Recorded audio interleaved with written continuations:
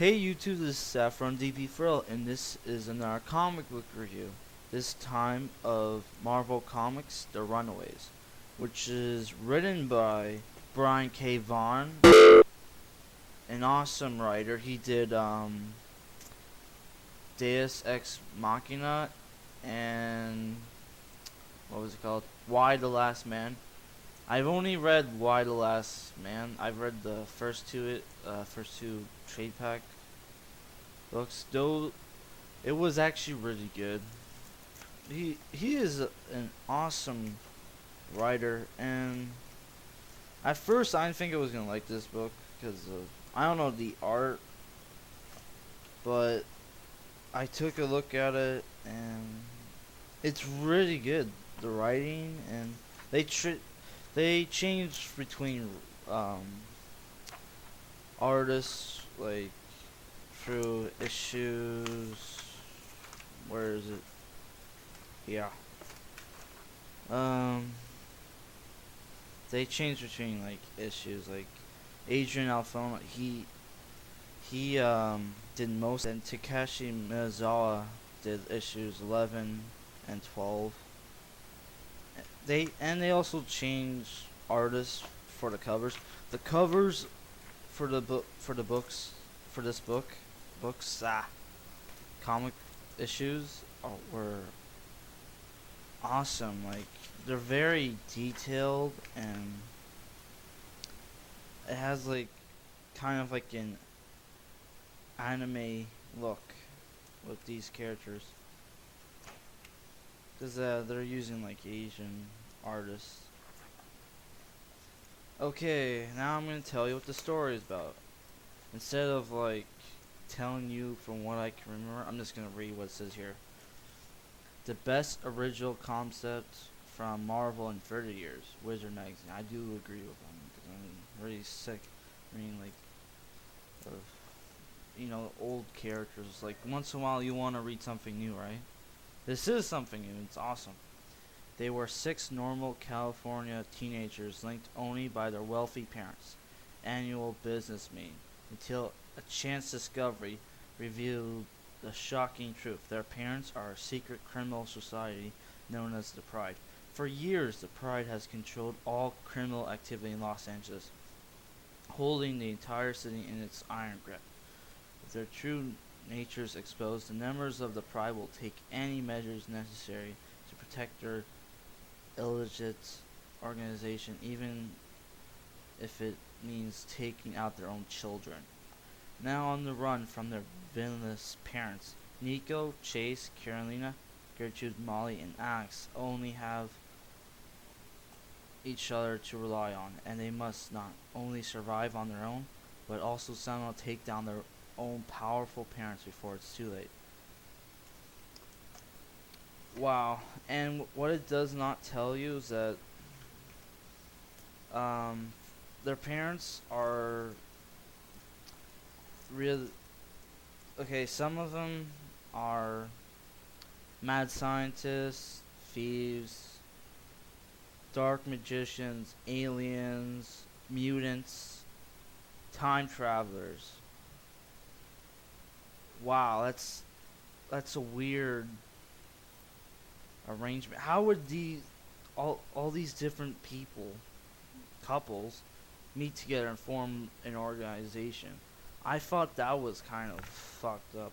Like, how would those people even meet to do this? And like, and it and Brian K. Vaughan actually writes a pretty good explanation for that, which I thought was good.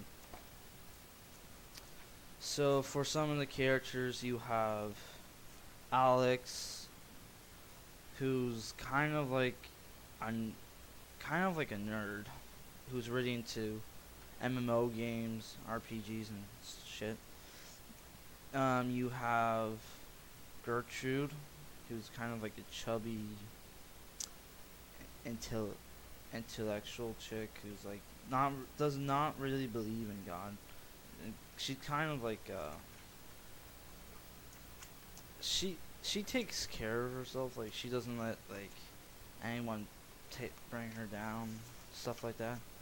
and she's very political. Like she want she said she wanted to be a senator, and her power kind of thing is she doesn't really have a power.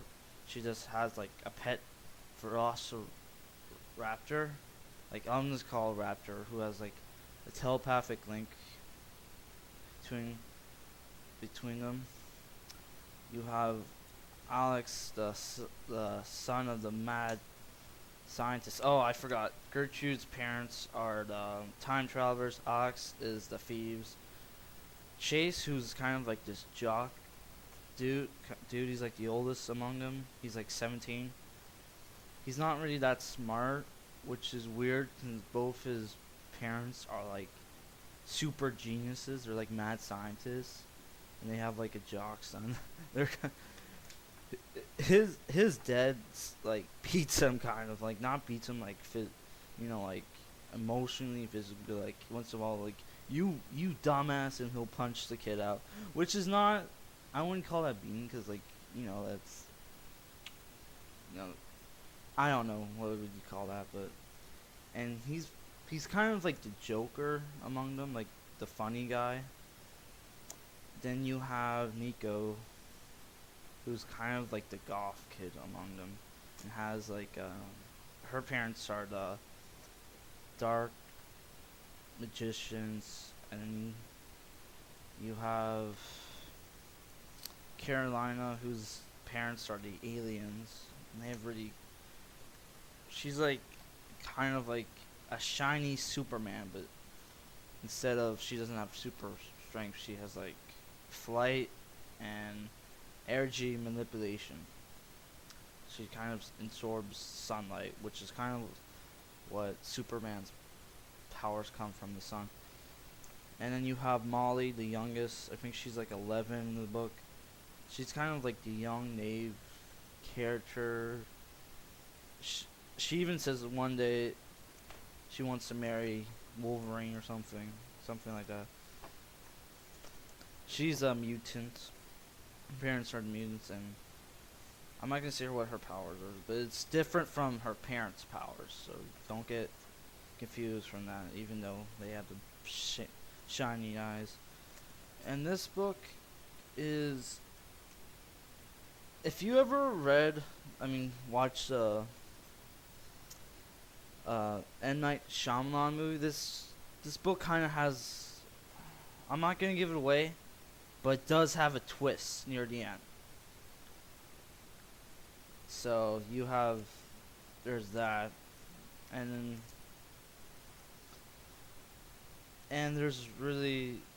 you see some vigilantes in here. There's Cloak and Dagger, who I'm not really familiar with, but they battle them, kind of like a cliche, like superheroes mistakenly fighting other superheroes, and they battle cops.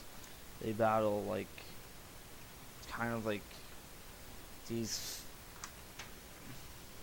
convenience store robbers who actually have kind of like superpowers. I'm not going to go much into that, and it has a dramatic kind of feel, and it kind of talks about in the book how teens hate their parents. Sorry about that, I kind of got cut off. Yeah, it talks about how teens hate their parents. I don't hate my parents, but sometimes do something piss you off, you know what I mean? I think it relates to teenagers, because it has that kind of feel to it, like, and it's very realistic in some panels, and to what like teenagers feel about certain subjects and stuff, and I can't really recommend this book any more than I say it I can, because like it's so awesome. What more can I say? I recommend this. Doesn't action wise, it doesn't have that much action, and the art style is not bad. And it has very interesting characters, great dialogue, which is a must. Story wise, it has a lot of good. It has an awesome story. There's all backstory, and the plot was really thought through. Like, he didn't half-ass it, which which is good. You know, because sometimes I read New Avengers and other Marvel comics. The story, the plot kind of feels like half-assed to me, but this was really thought out. It's very creative work, and I recommend this. And I'm definitely gonna start. They actually made an ongoing of this, so I'm gonna start picking up those issues. So that's all I gotta say. See you later, YouTube.